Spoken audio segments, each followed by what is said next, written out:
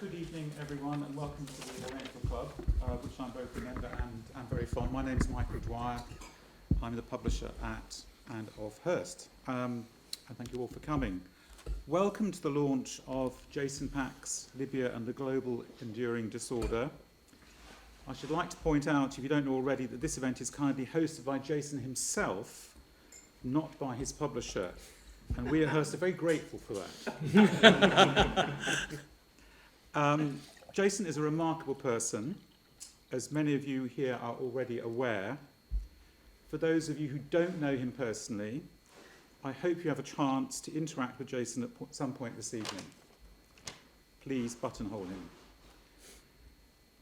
Jason is also a firm and highly regarded friend of Hearst Publishers and has already introduced us to several wonderful authors, one or two of whom are here this evening.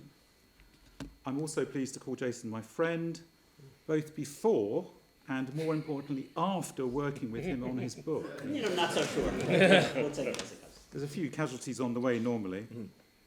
His book does a very clever job of explaining Libya's predicament in the way that a good Hearst author should, namely by giving due attention to the cultural and historical setting, a feeling for what the French political scientist Jean-François Bayard calls the politics of the belly, and the often baleful effect of foreign interference in the country's affairs.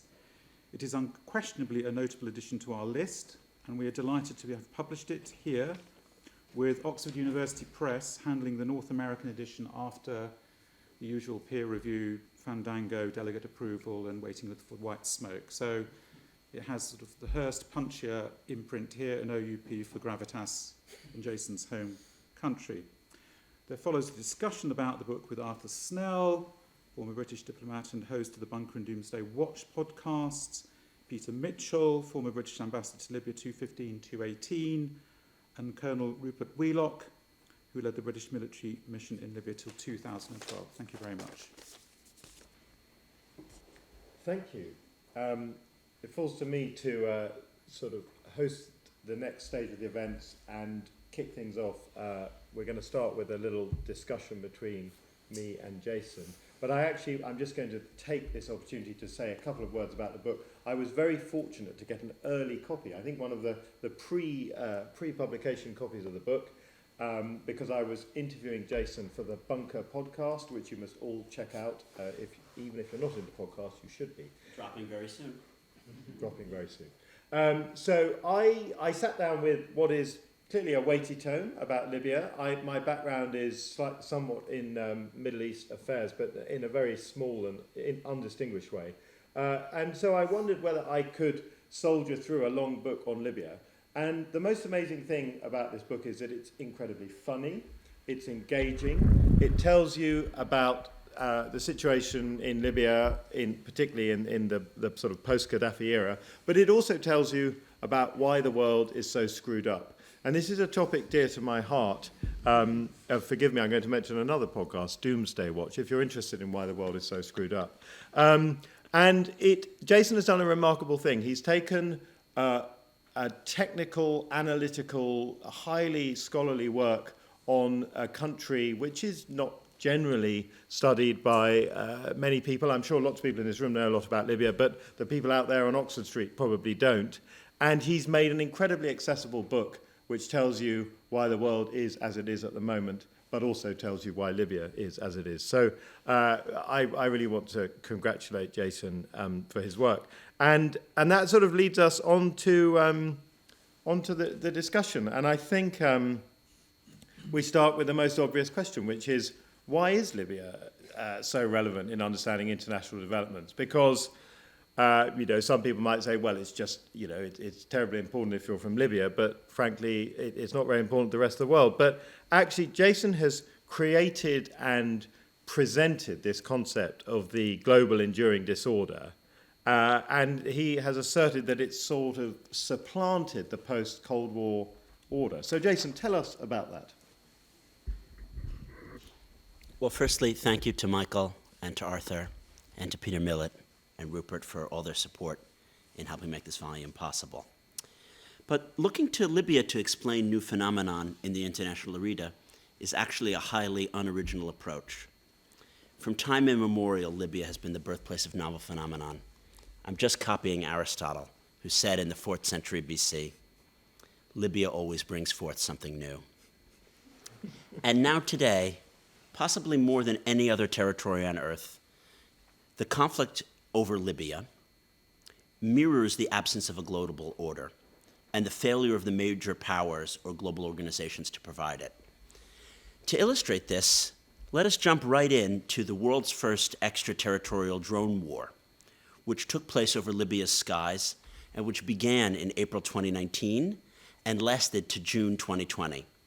That war and the subsequent struggle to set the terms of Libya's ongoing transition has been dominated by middle powers, which promote disorder due to their willingness to flout international norms and violate the UN arms embargo.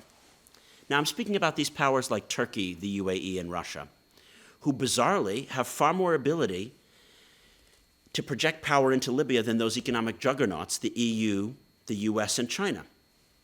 Doesn't this seem like a quite novel phenomenon? I mean, in the Cold War, you didn't just see a major conflict zone where the key players were Turkey and the UAE. Now, how could this be the case? It seems that neither China nor the US perceives their own interests as threatened enough to order the international system in a way which could lead to resolution in Libya or similar conflict zones like Syria or issues like climate change. And then I'm going to make a contrast. There is this power, the EU, which does perceive its core interests and ideological positions as quite threatened in developments in Libya or Syria or Ukraine, as well as over issues like climate change.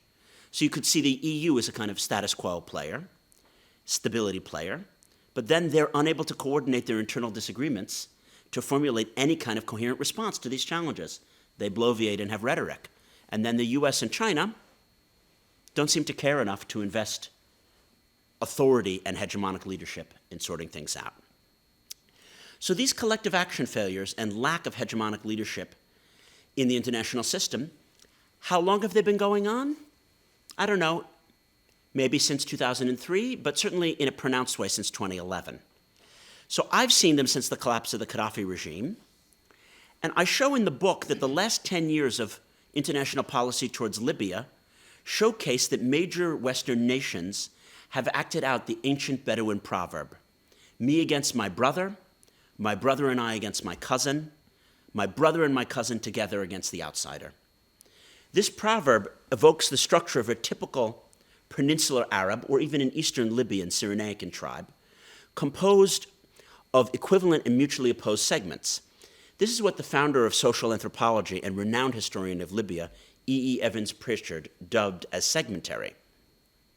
Ironically, during the enduring disorder, this famous proverb has come to apply to the ineffective Western efforts at foreign policy coordination.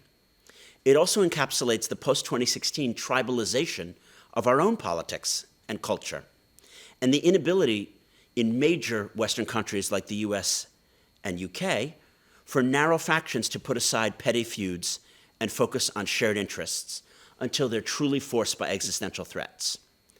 So maybe the more we look at Libya, the more we see key dynamics and trends that help us understand how the world has changed over the last 2 decades.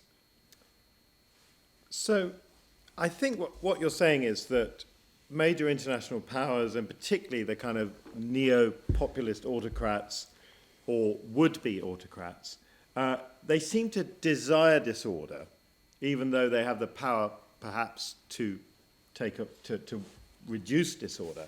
But I suppose the question then is why?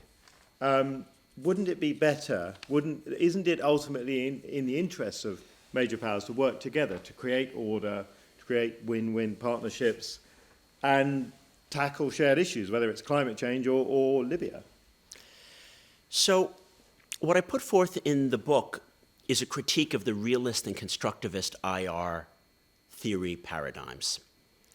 And those paradigms said, as soon as one hegemon weakens, another either rises, or there's a struggle and a balance of power inherently asserts itself, almost like by a natural law. But who says that there are any natural laws governing the international system? my investigations show that there are not. Yes, the U.S. has receded, but does that incentivize China to participate in any of the 5 or 6 major world conflict zones? No. They're not ordering Ukraine or Syria or Yemen or Venezuela or Libya. So I don't see a natural law at present here, Arthur. Mm-hmm.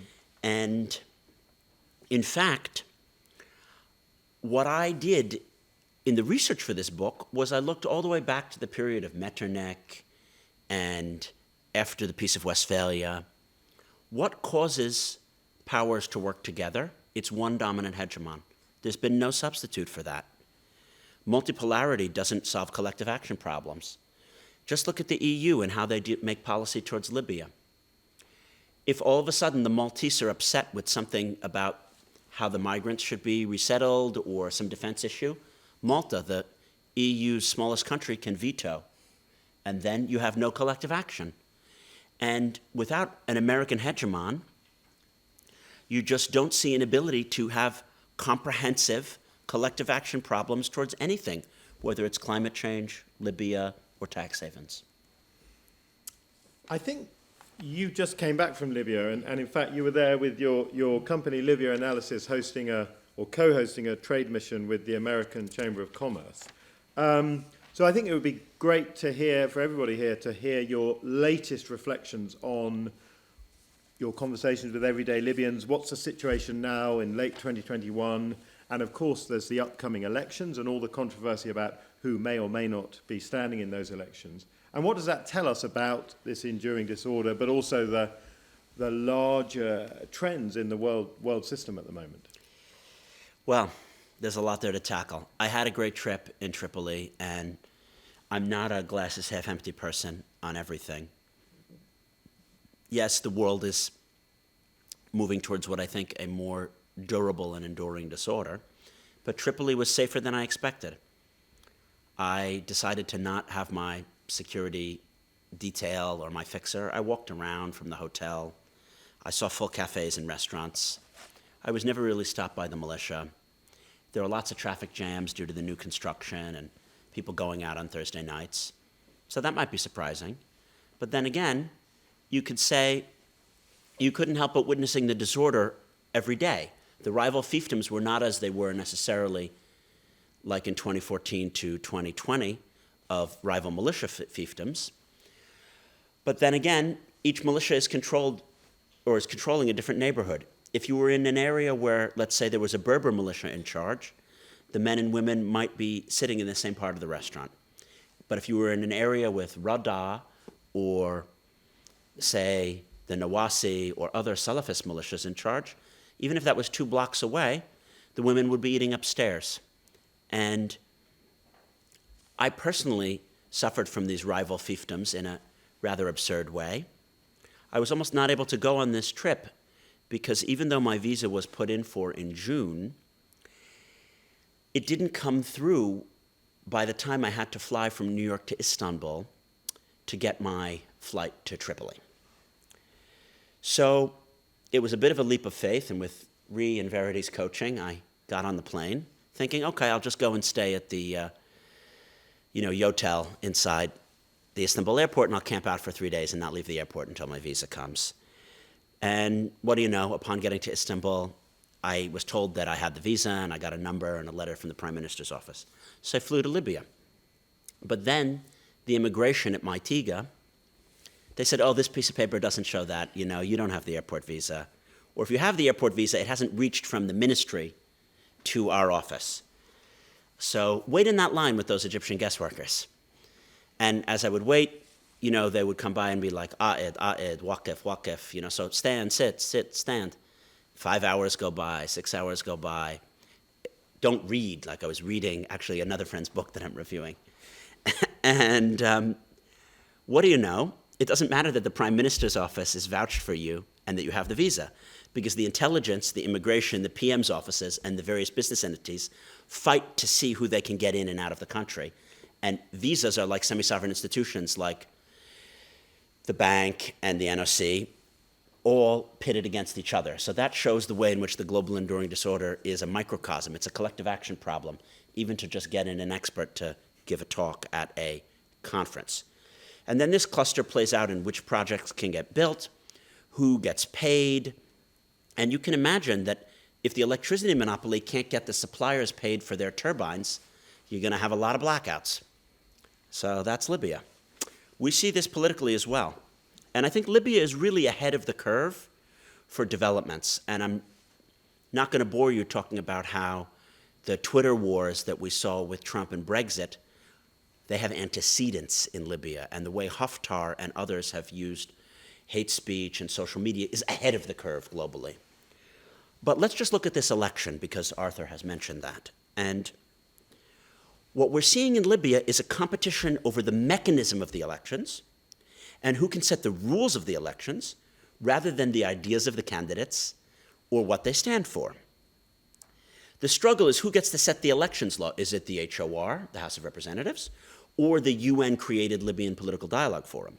And then who determines a candidate eligibility? Is it the HNEC, the Elections Commission, or again the HOR or the judiciary? This is highly indicative of developments globally. Just look at the US. Do we really have big ideas being debated in our public space? No. Policy proposals don't exist. We have a debate over who can determine who can vote and who counts the votes and who gets to certify if the election is valid. So lastly, in my day-to-day interactions on the ground, I think there was another very, very salient dynamic for global affairs. And these are, of course, the mu'amarat, the conspiracy theories, all the fake news. I spoke to people who were Libyans managing billions of dollars who'd been educated at Ivy League schools, who were like, I'm so psyched for these elections. Great, why? Come Christmas, we're going to get rid of the Speaker of the House, Aguila Saleh. We won't have to deal with him anymore. I'm like, I'm really sorry. Come Christmas, even if the election happens, Aguila's still going to be in power. These are presidential elections, not parliamentary elections. And for those of you who are not in the Libya field, that may be news, but this is like the most basic thing you could possibly imagine about the election. And talking to people on the ground in the game, they've had so much fake news, they don't know what they're voting for. And then there's so much, shall we say, wedge issues, whether it's masking, not masking, vaccines, not vaccines, Saif al-Islam, not Saif al-Islam. I spoke to people who were like, I'm not voting. Why are you not voting? Well, Saif is running. I was like, well, he's been disqualified. No. If he was allowed to even try to run, I'm not going to vote. I said, well, I didn't want Trump to be allowed to run, but I just voted for his opponent. No, I wouldn't vote in that situation. So, does this sound familiar? The enduring disorder spreads just as quickly as misinformation about vaccines, and I see it as an inherent product of our current information ecosystem.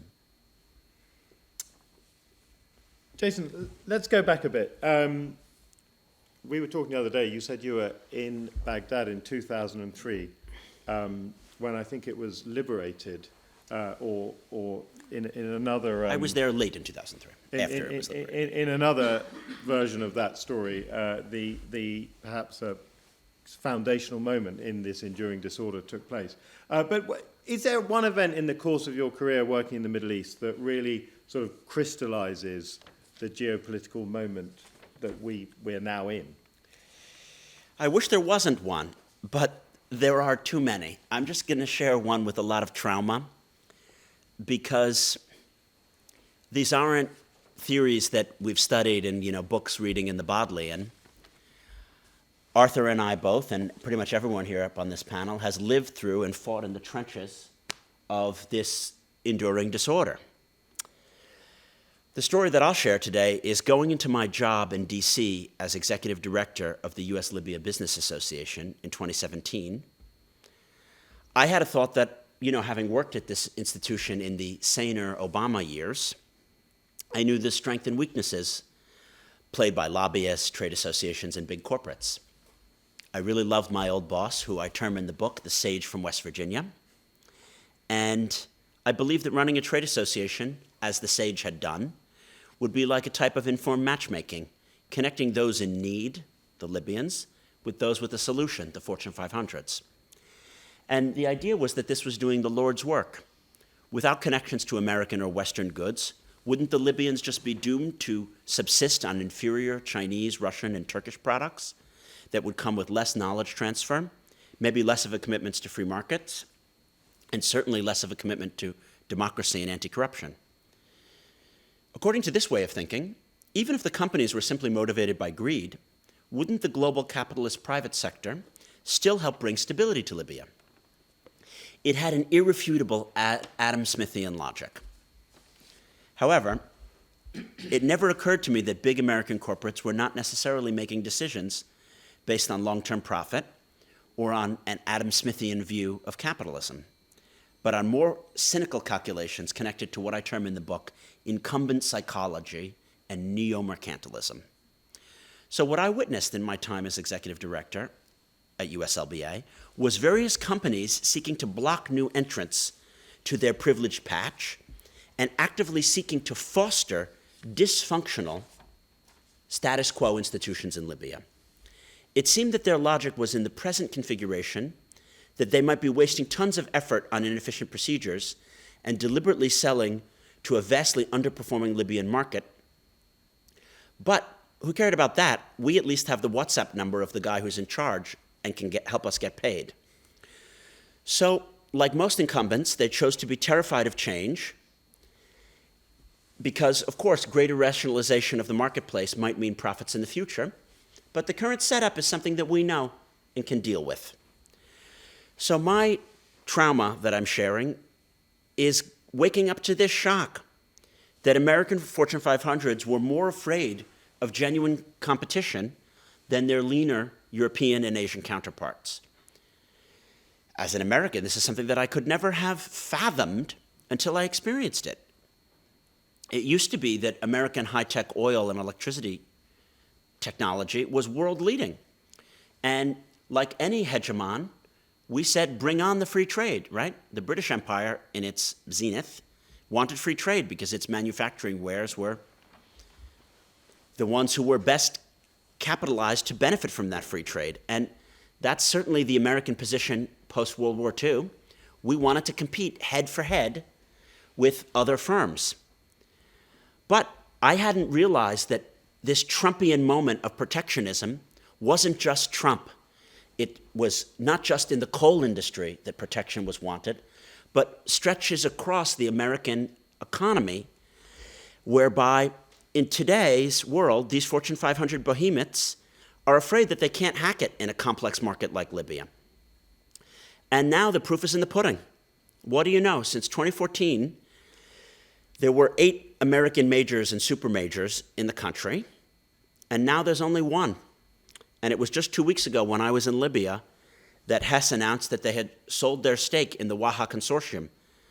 That was a consortium that was really at the forefront of building the Libyan oil infrastructure in the early to mid-'60s.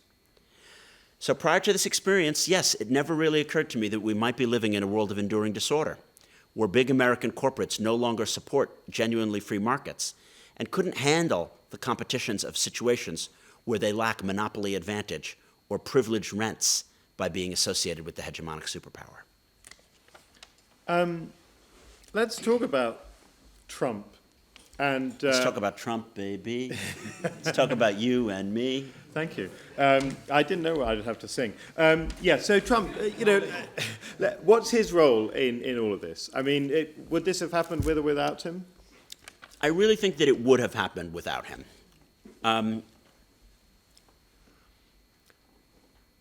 A lot of the American political discourse, whether it's the MSNBC types or people writing books about where we're at in the global system now, have adopted the blame Trump for everything approach. And I don't do that in this book. I don't think Trump was a great president, but when it comes to Libya, he followed a lot of things that Obama had already set forth, not engaging in reconstruction, saying, oh, let the Europeans handle it, you know. Do I think that Trump really put us in a bad position? Yes. He showed that America's word is not our bond, that we could let down our allies, whether they're called the Kurds or others, and that he could sell foreign policy out to the Emiratis, Russians, and others. So it's a disgrace, but it's still incorrect to my mind to say, you know, we're in this mess because of Trump. And that's short-sighted because Obama, didn't stand up over the red line about Syria, and we didn't respond vociferously over the annexation of Crimea. So where does this leave us? In the wake of Trump's departure, many, including myself, fervently hoped that the world system would gradually return to the certitudes and alliance structures that characterized the early post-Cold War period. But even before Joe Biden began governing, when I was writing this book, there were many reasons to speculate that this could not happen. Highly respected centrist political pundits had begun pointing out that Western states were no longer capable of efficient coordination and global leadership. Trump and his actions were actually symptoms and consequences of the enduring disorder, not their root cause. So, seen in this way, let's just transcend this blame Trump for everything phenomenon. Long before Trump, NATO allies were not sharing information the way they once did. Diplomats feared that their cables would be leaked. And if we look at the lack of coordination in the international system in the Libya file, we can see that whether Biden or Trump had won, no administration that had taken over in the White House was going to exert leadership on Libya. And they weren't going to block the Russians from spoiling any progress on UNSMIL. And they weren't going to prevent NATO allies like Italy and France and Turkey and France from being on opposite sides of a conflict. So it didn't matter if it was Biden or Buttigieg. This is something in the world system. And sadly, I was writing this manuscript pretty much from February to June 2020. And that was the prediction that I had, and it seems to have come true. So I don't think we should blame Trump overly or praise Biden too much. Neither the US nor the world system can possibly return to the certitudes of Cold War and post-Cold War dynamics. And the state of international policy towards Libya quite vividly illustrates this fact. So let's go to Biden then. Do you see the Biden administration kind of inhibiting this momentum towards this sort of breakdown of global norms? Really nice that we had this COP26 and there was the tax havens treaty, and Biden and his administration are a steady pair of very old and seemingly safe hands. But it's not just the Afghan withdrawal. We haven't seen an ability to lead and really get ahead of things. So I don't see much inhibition of the global state of affairs. I do see, and I do end the book with some thought experiments about how there might be a reassertion of order. And although I am calling the current period the global enduring disorder, it obviously might cease to endure at some point. There was the Roman Empire, there was an interregnum order, and then there was another order. There was the 30 Years' War and some other interregnums in power, and then there was the rise of Napoleon and the British Empire. So, yeah, how long it endures is anyone's guess. And what would it take for it to change? So I think to see how long it might take to change, we need to get to the roots of what got us into this problem. That's technology and globalization. Just as print capitalism led to the rise of traditional nationalisms in Eastern Europe and Pan-Turanianism and Arab nationalism and Zionism in the greater Middle East, technology and globalization are our current information ecosystem that have led to the global enduring disorder. Maybe they might just have the tools to get us out of it. Technology and globalization initially leveled the international playing field, diversifying the actors, degrading nearly 4 centuries of Western global hegemony, and allowing the spewing of misinformation and neopopulism into the world system. But those could be the same forces which might also provide exactly the mechanisms and cultural innovations needed to forge new ways of doing global geopolitics. The study of Libya suggests that if major domestic and international players could finally work together, great results might be achieved and externalities avoided. I believe the Libya conflict is fixable and that Libyans have great potential, they work hard, they have human capital, and they want peace in their country. I also believe that the international system is fixable. Most people want to live in harmony, and that they are willing to accept their former adversaries for who they are and work to cut carbon emissions and save the planet. Surveying Libya as a microcosm for the enduring disorder, my book argues that the smart money is on the current disorder deepening in the short to medium term, but abating in the long term. Well, how might that happen? If we do a thought experiment, we see that it's conceivable that these same inputs of technology and globalization could lead to the populaces, particularly the young people, engaging in a backlash against nationalism, populism, the myth that America first, or Britain first, or China first, or that one Libyan faction can win while others lose, is ever going to help them. I think the young have shown that they're willing to hit the streets, and whether it's for insulating homes or racial justice, it's not impossible that they would be protesting for something like global governance.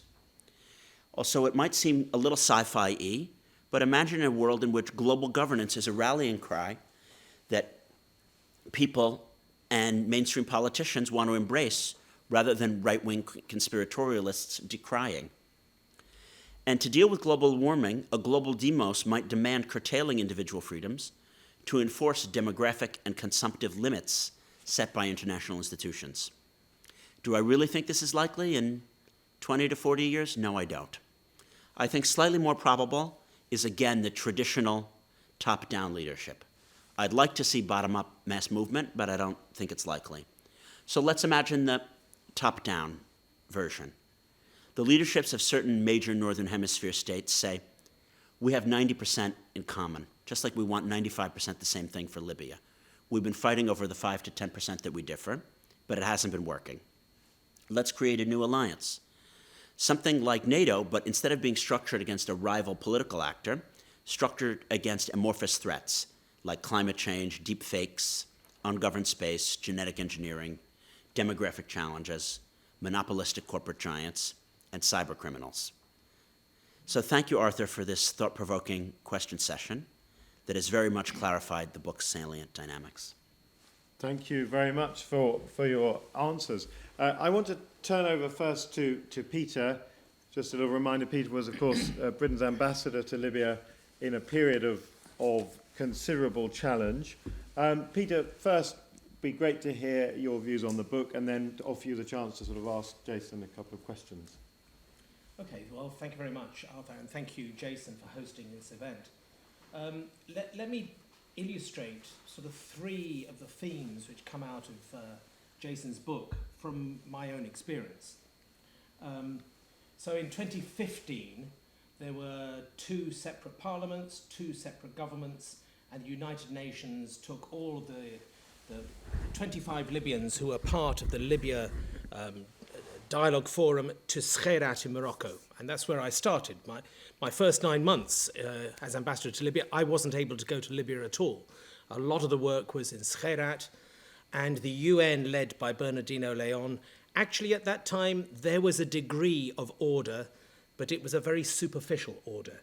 So the UN, the EU, the UK, all the countries were pulling in the same direction to try and get a political agreement. And there was a political agreement which was signed on the 17th of December 2015.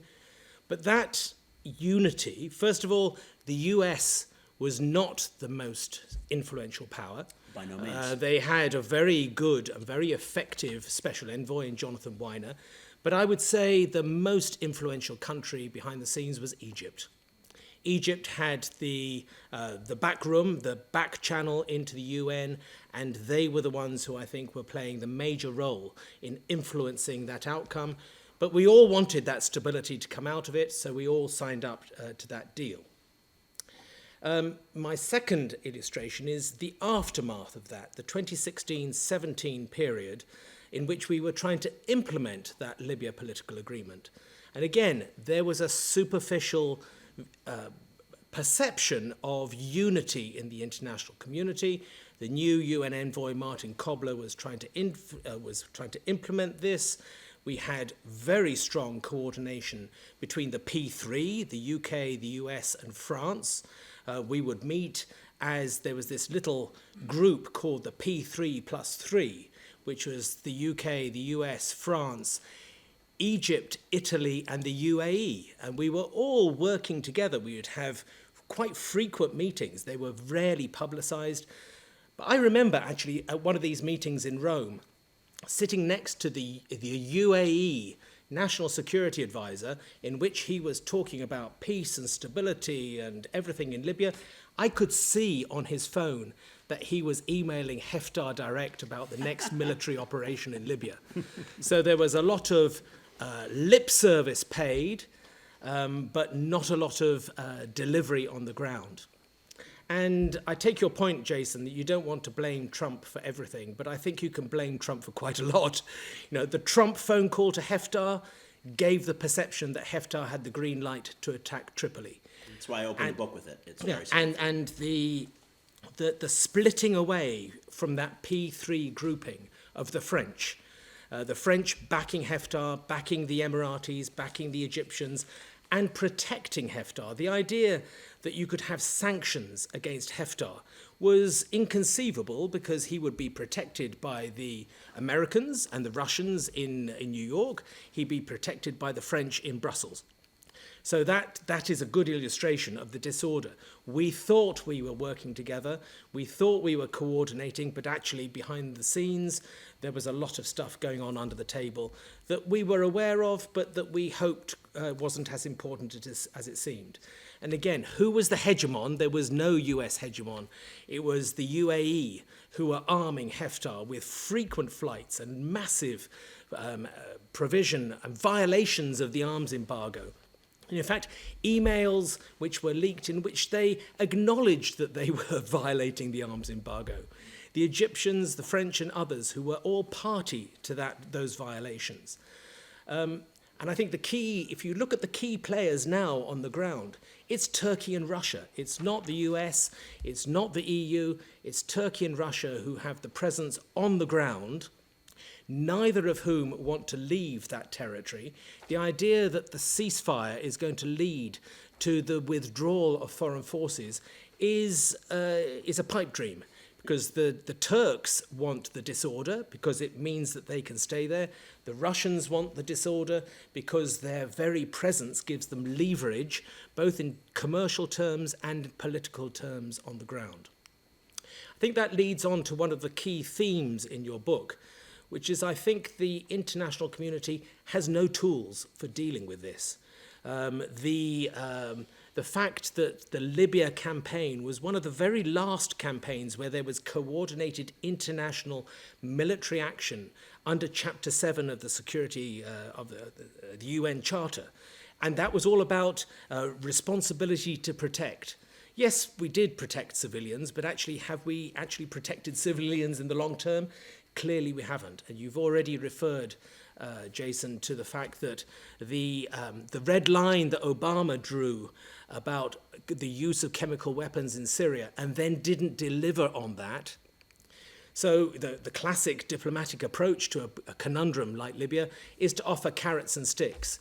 Well, we can offer lots of carrots, lots of nice programs and exchange of best practice, but do we have any sticks?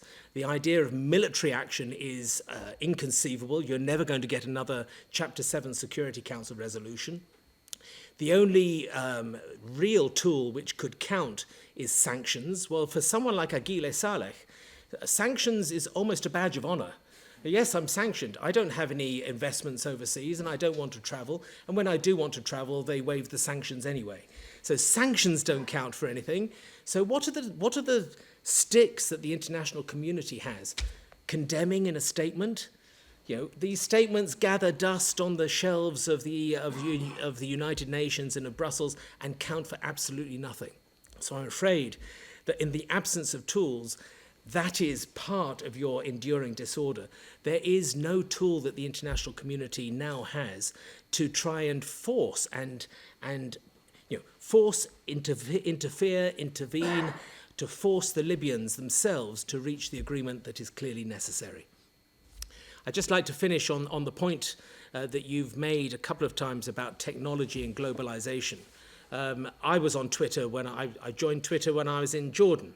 and I built up quite a good following of over 100,000 followers.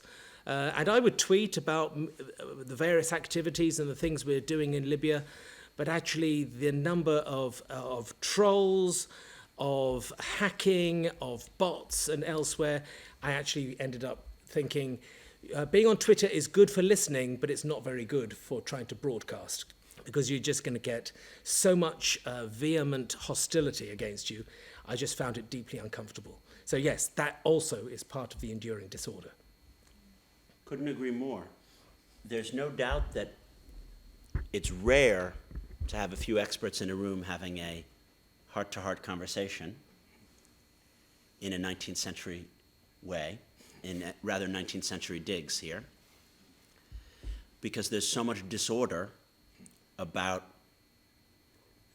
the security procedures you need to get into the room, the corona protocols you need to meet the person, the Twitter hacking, and things that you mentioned.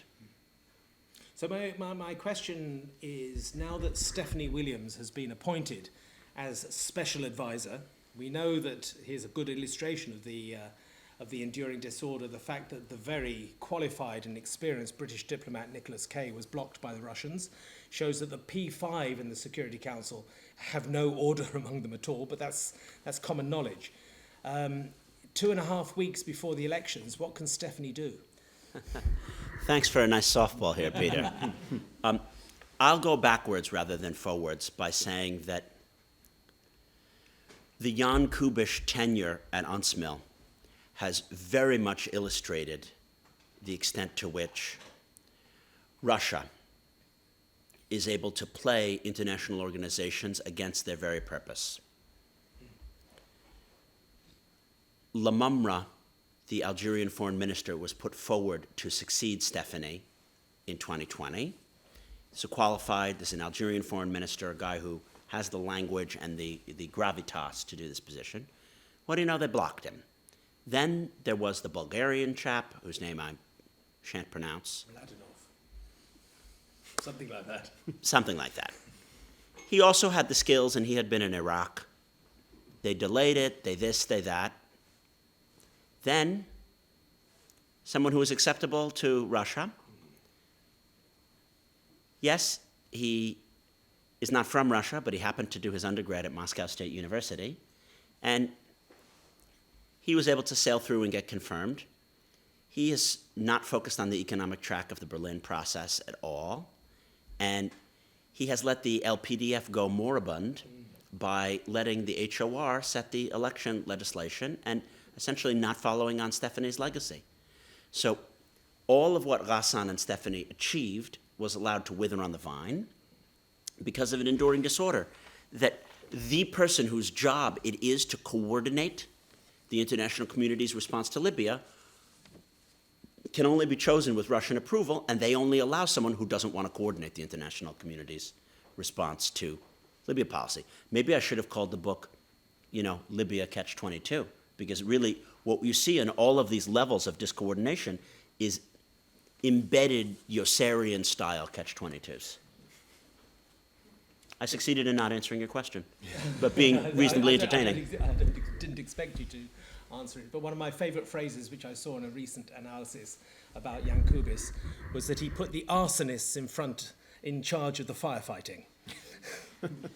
That illustrates it. It sure does. He put Haftar and Aguilé Saleh, and he re-empowered them after Stephanie had removed them or frozen them out and succeeded in uniting a new government. I'll jump in here. That's something that Jan Kubiš did, which is quite similar to the mythical Fortune 500 companies that I mentioned earlier. It's just a lot easier to deal with who's ever in place. If there's a status quo actor, you have his phone number. This is why mainstream Republicans didn't want to vote for Trump in the primary in 2016. They supported Jeb Bush or Marco Rubio. But once he's in power, you have a lobbying channel, you have a trade association. He's the president. If we have a Republican president, we have access. It's just so much easier to go with the channels that are in place. And whether we're talking about the central bank governor or the head of the NOC or the head of the LIA, if you're a player in this space, you have the guy's number. You know their Mudir Maktab, their head of office, and you can get in. And this gets at the point that I term in Chapter 4, incumbent psychology. I think one of the things that the American and British empires were incredibly dynamic about was thinking long term. And you can only think long term when you have consensus politics. You can only have consensus politics when Liberal and Tories, or Tories and Labour, actually see 50, 60, 80 years doing things together. And that was how we had it in the US in the Eisenhower and Truman and other periods. We had a similar foreign policy. It ended at the water's edge. Now, people are willing to fight over these micro differences. I want to turn now to Rupert, and Peter sort of is if you like, the representative of British diplomacy, and Rupert, you're here as a representative of the British military, and of course you were on the ground in Tripoli in 2011 and 2012, and I guess my question is how does Jason's portrayal of the early post-Gaddafi situation align with your experiences, and what are your main takeaways from having seen the book? Well, Arthur, I like to offer 3 reasons why those of us with a place in our hearts for Libya should applaud Jason's book. And before I do that, though, I should acknowledge I was the 45th British soldier to go out to Libya in 2011. And one of the very first is here today, Nick Kitson. So in many ways, he and I could join up the dots for you in terms of what happened in the campaign in 2011. But from my perspective, the hardest challenge for anyone writing about Libya in the 21st century is to establish credibility and confidence among the complete Libyan society. British diplomatic and military advisors who helped the Revolutionary Trois and the National Transitional Council in 2011 were very aware that we could not make use of our predecessors who had made friends in Gaddafi's regime. And the fate of the General Younis al-Obeidi and the French representative who was killed in Tripoli showed that those who inherited power in post-Gaddafi Libya tolerated revenge in a sense which made it very difficult. I think that this book confirms, from my perspective, that Jason, who was already an authority in Libya in terms of his writing, has bridged this gap in terms of the difference between the post-Gaddafi and pre-Gaddafi era in a way which makes him a leading writer of modern Libya. Its content is just as relevant to Libyans who have never left Libya and who want to reintegrate in the international community as it is to the eclectic diaspora of Libyans who wish to return wherever.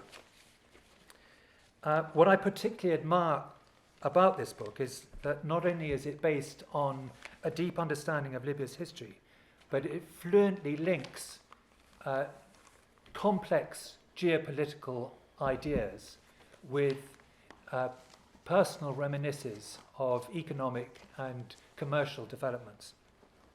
Jason rightly explains that Libya's energy wealth, geostrategic location, and absence of major religious or ethnic fissures meant that post-Gaddafi Libya had an enormous chance of success in 2012. But he pulls no punches with his criticism of the lack of coherent international coordination and collective action, and those who are profiteering from the current status quo. The courageous exposure of lobbyists and officials who enjoy playing what he's described as a grown-up version of make-believe, discussing future business opportunities as if there were no militia or jihadis or security problems, is a welcome successor to the tale of the emperor's new clothes. My third takeaway is the reason why I asked Jason to contribute to the afterword to my book, Liberating Libya. He seems to be one of the very few academics to acknowledge the important role of counter-terrorist intelligence sharing after 9/11 in the rapprochement with Gaddafi. This vital contribution to global security, together with Gaddafi's nuclear disarmament, was so fundamental to the election of Libya as a member of the United Nations Security Council in 2007 for the first time in 4 decades. And yet dozens of modern authors suggest that social empowerment was the primary issue. Jason's book is really important as a reminder to aspiring academics of the enduring effectiveness of and place of military intelligence levers in the seats of national power, whether that be in Moscow, Washington, or Istanbul. Thank you, Rupert. And to what extent does Jason's book match your understanding of the world system? I mean, obviously you were a senior military commander, and I think you also worked as a UN peacekeeper. So how did the reading the volume make you reflect on the global changes that have led to the present state of international chaos, basically? Well, certainly my experience of United Nations peacekeeping operations in the 1990s completely chimes with what Jason was saying. But I thought I would, rather than sort of go into the sort of the technicals of that, I thought I'd illustrate from a defense and security point of view how the disorder has continued and in many ways was established in 2012. I was asked to draft the first white paper on defense and security for the Chief of the Armed Forces and Defense Minister Jawali in April 2012. And in doing so, I asked 4 key questions which need to be answered before you get anywhere in terms of a defence white paper. First, what did they envisage as the constitutional role of the military? Did they want a model like Turkey, with the armed forces retaining a legal right to intervene in an emergency, or something more like Britain, where there is total civilian oversight? Second, and related to this, was the question whether the head of state should be the commander-in-chief, as in the United States of America, or, again, something completely different. Third, what was the balance between defence and security roles? For example, would the military have a primary role in areas such as border security, oil security, and counter-terrorism? And fourth, and possibly the most important, was the place of what was loosely termed the Republican Guard, that elite group of units that sat actually in the Ministry of Interior rather than the Ministry of Defence, but protected the presidency and the government. These key 4 questions had to be answered, and it had to be a Libyan answer, agreed at the highest level, enshrined in the constitution, and published widely so the population understood the country's governance structure and the lines of authority. It's safe to say that when they were presented with the alternative models around the world, the answers came back that they did not wish to copy the United States of America or Russia. The draft document was provided, the answers were written during a series of workshops, which was chaired by the head of the Libyan Staff College and presented to the Minister of Defence by the head before the elections in July 2012. So it was disappointing when I looked at the draft constitution in 2017 to see how vague it was in terms about the checks and balances of security services and the demarcation between the military and the civilian responsibilities in the oversight of the armed forces. So I think that's an illustration of how the defence and security sector is mirroring what's happening in the commercial and the economic sector, the political and the diplomatic sector as well. It is a mess, but I also believe that there are important steps that can be taken to get out of the disorder. And so my question is, to my mind, one of the first important steps is to get the diplomatic missions back into Libya, because they can't be effective in Tunisia or in Malta or in Geneva. They have to be in Libya. And so my question to you is, how is that step going to take place, and when do you see it as viable? Well, I'm happy to say that less than 2 weeks ago today, I was at the British Embassy compound in Tripoli. And yes, it was just some villas with some concrete barriers around them, but there is a British diplomatic presence in Libya, and it's working, and they host meetings, and yes, there are security constraints, but I'm a big advocate for more international expertise to be requested by various Libyan entities to help with things like best practices and transparency. The Americans are a different issue because, again, everything is optics, and one of the things about the global enduring disorder is that decisions that are made for an optics reason rather than a policy reason, and that's something that Trump really enshrined. There's the optic of the Benghazi fiasco and Benghazi as a thing, which simply means that Libya is a issue that can't be touched with a 10-foot pole in American politics, so we can't have a little compound like you guys have because it's not politically feasible and salient, and that is a break on the international system's ability to coordinate. But look at it as all these nested dolls. You need to solve a tiny little security issue of like, how do I get my people from the airport to the embassy, to then how do I deal with this? And more nested dolls of complexity of which Libyan institution they have to deal with, to then how do we solve the issue at the UN level where the Russians are blocking a given person from being appointed. Thank you. We've got time for a few, not very many, I think, questions. I would also hasten to add that there'll be lots of time to collar Jason afterwards. So if you don't get your chance right now, you'll get your chance later. I think what we'll do, I'll take 3 questions and then we'll sort of group them and that will be efficient. So I can see a hand up there. And perhaps as you ask your question, just introduce yourself to the rest of the people here. My name is Eleanor. I'm a producer at Masters, which is a company that make Wonka and DJ Watch, podcasts that I've mentioned earlier.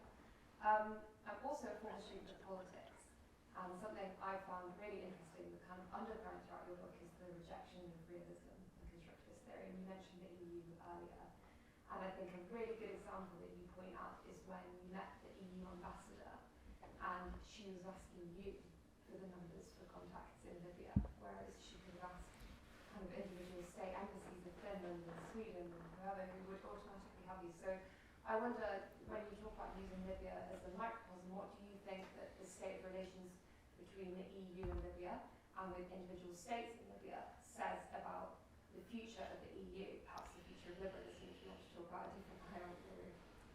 Thanks for the very easy question again, Elena. So to dodge the future of the EU part, because I don't have the competencies to address that, I do think that Libya does give us a lot of microcosm into how the EU functions.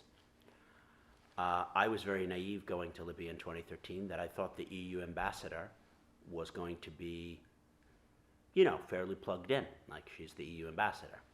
It was a shock that I tell in chapter 1, I think, maybe the introduction.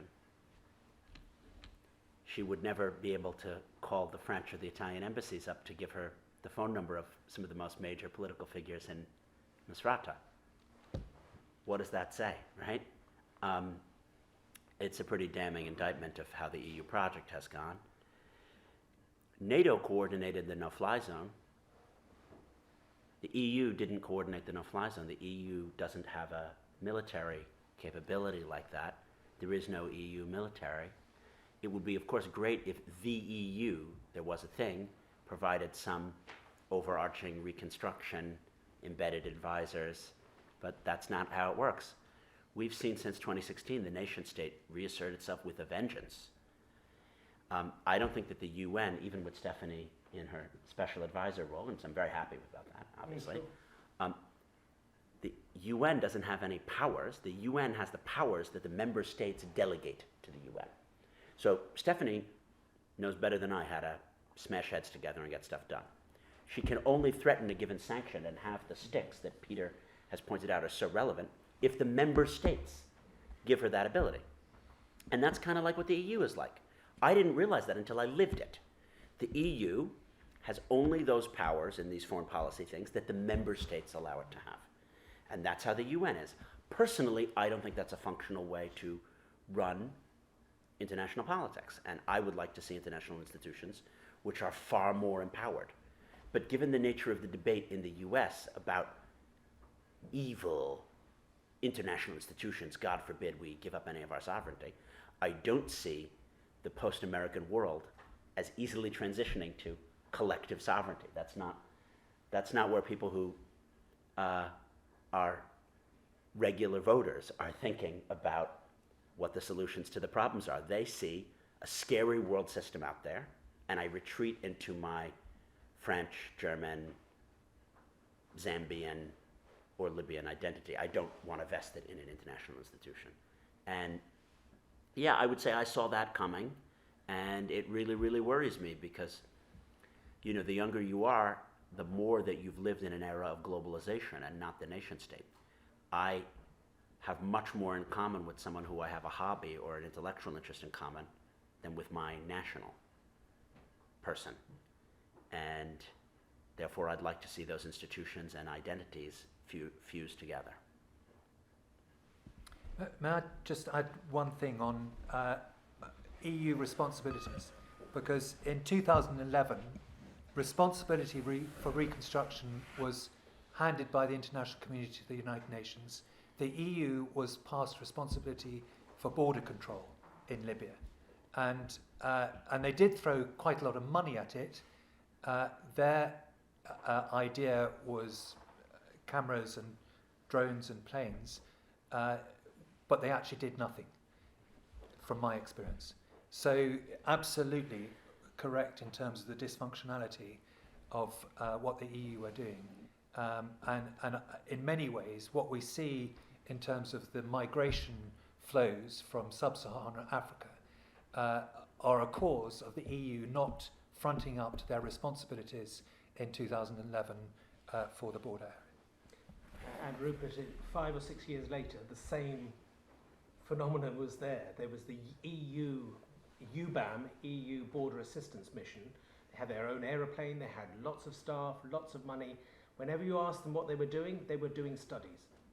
There was no implementation on the ground. There is a solution to border security and border patrolling and everything like that, but it involves people as well as technology. I see there's a hand at the back and a gentleman at the front. Let's start with the chap at the back. Yeah, I'm Nick and Rupert kindly name check me, but I wonder whether we should take it back a little bit. I mean, I don't know, there's many people here who will tell me who it was that said that all politics are local. I mean, we talk about a lack of coordination internationally, but where does foreign policy manifest itself? There appears to be not much foreign policy. I mean, the Russians have obviously got their agendas, but Peter gives a good example. We all knew, we sit in the P3 meeting, not we, you, and people know what everyone's doing under the table, and there's no national policy from anybody sort of calling that out. So actually, I think it's an absence of foreign policy, and we're using the Cold War as our reference point, which is interesting. But I mean, there's been references further back than that. But actually, does foreign policy exist in any of these nations? And if so, what is it based around? I think this might be a little bit too imponderable for the current forum. I'll give a very quick answer, and then happy to chat with you over drinks about this. Part of what the internet and technology has enabled is for more content creators or news creators to usurp the traditional BBCs and NBC of the world. And the more people who are creating their own content, the more that they're driving the agenda. The more that people, and local areas are driving their agenda, the more they care about the things that they supposedly care about. You know, trash collection and the rents at the rent dues at my HOA. One of the things that we've seen in America is that most people are not concerned with foreign policy. Britain is a little different because the Brexit issue is a foreign policy issue. But foreign policy doesn't captivate people the same way my taxes do or my vaccine or whatever. And this move towards populism has meant that foreign policy is downgraded. I think that Libya showcases we need more global governance now than at any time in human history, and we have less global governance than at any time in human history.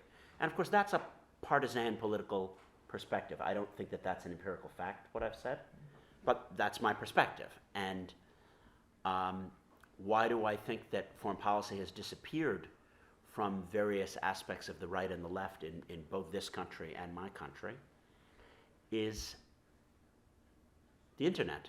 People are writing on Facebook about, you know, the little micro issue that they care about, like my, you know, renters association has this new tax, or I'm against this legislation, or whatever.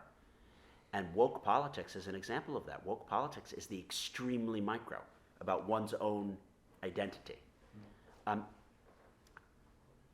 You know, we're in a fairly elite environment here, and I have no problem saying I don't think that Joe Blow on the street needs to factor into our foreign policy making process. I want a meritocratic, expert-driven process, and I certainly don't want people to be rotated every 2 or 3 years from the Libya desk to the Pakistan desk to who knows what. I want experts to be running policy, and then you'll have foreign policy, and you don't need to have it as an electoral issue.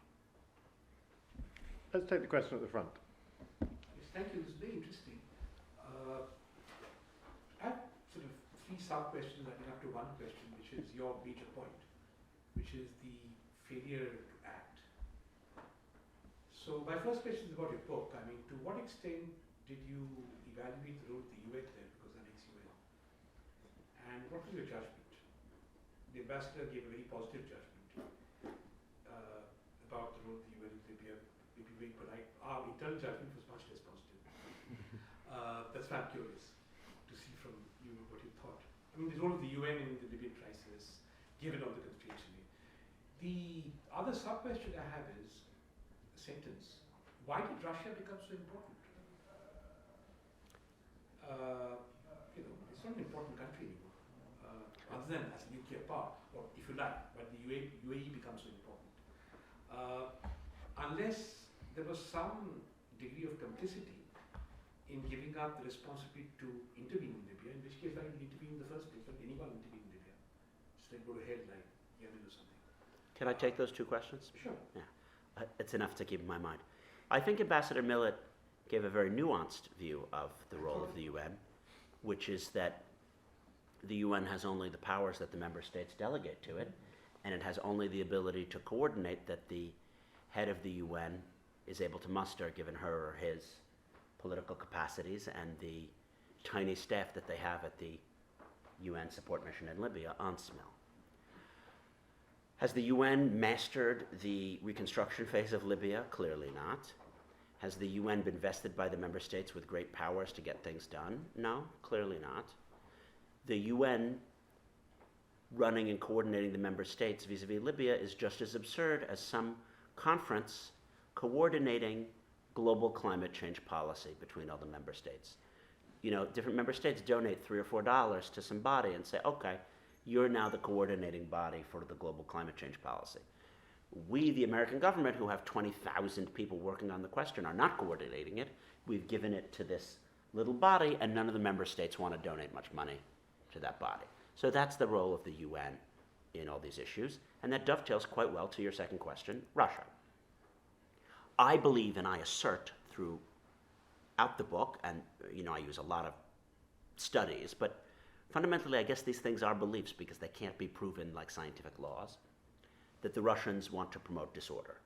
Whether Orban and Bolsonaro or Erdogan are the same, I think that there's a cogent argument.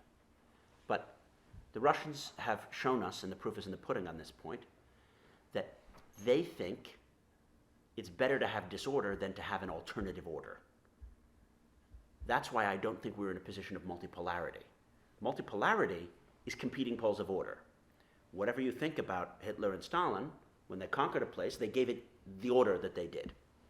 Hence, the interwar period and World War II were a competition between multiple poles of order. The Russians are not offering to conquer Ukraine, Belarus, and have a different kind of order there. They are very happy to traffic in disorder in places as far-flung as Libya and Central Asia and North Korea and elsewhere. They are just embracing, promoting disorder. I don't even really think that they care so much if Trump does one policy or another policy. They're happy to empower him to be the president of the US because he just disorders the American system. It discredits democracy. It, promotes a more disordered world. So that's what I believe is a cornerstone to the enduring disorder, is this major international players promoting disorder. In terms of Russia being a quote-unquote weak country, they have either the second or third best intelligence services in the world, and Putin is willing to use a lot more sticks than we are. He uses carrots and sticks. We rely only on carrots. So they're a genuine superpower, and it doesn't matter what their GDP might be. We certainly see that in Libya. May I add something on Sure. Russia Please. as well? The Russian-Libyan relationship really took off after Gaddafi took over, when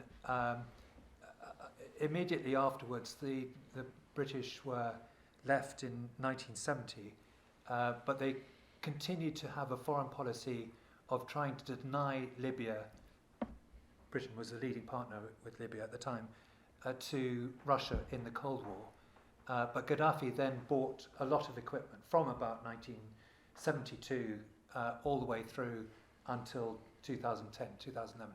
So when I went in 2011, Russia was still there.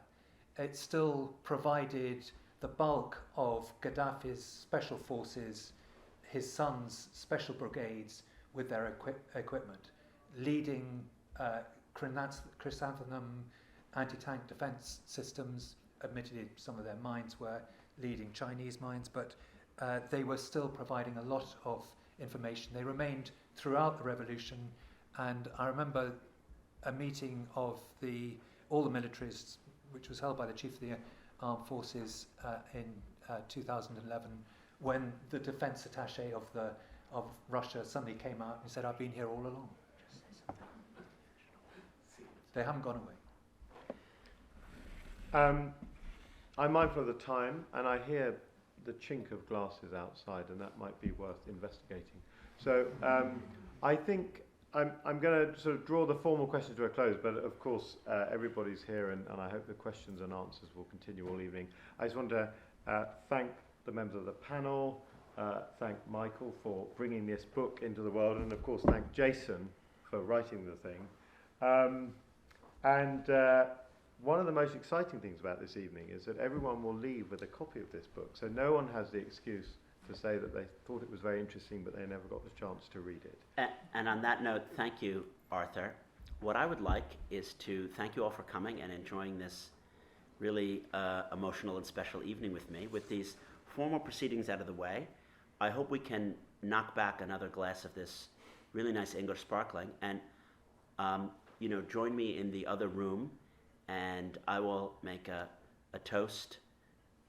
And before you leave, please remember to get your book. Some of them are pre-signed, and you have a sticky pad with your name on them, and then others, after we have a drink or two, I'll be sitting here signing the books. So please join me in the other room. Thanks.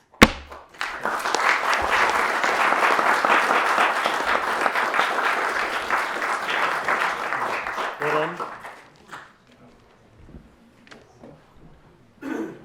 And there's food, there's dinner too. So.